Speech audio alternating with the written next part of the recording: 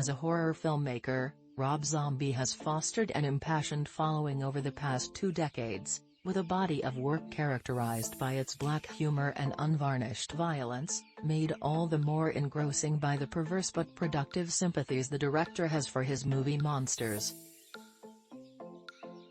Now, Zombie has completed his most shocking venture yet, an adaptation of the wacky, wholesome 60s sitcom The Munsters.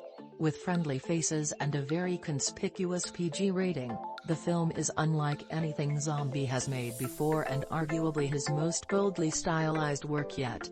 A lot of people have. But that's nice.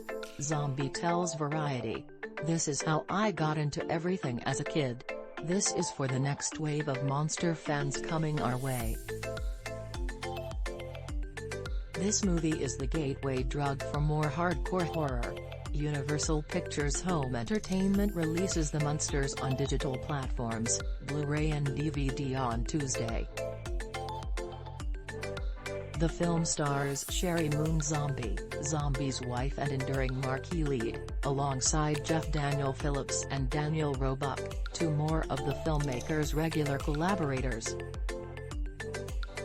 Moon plays the spirited vampiress Lily, who falls head over heels for Phillips' newly resurrected forest green rock star Herman Munster. The Count, Lily's fretful father, is played by Roebuck, who almost drove off the road because he was so excited when first learning of the project, according to Zombie. Dan would have been a 60s sitcom actor, Zombie says. If you ask him for his favorite actor, it'll be Don Knotts. He loves Paul Lynde.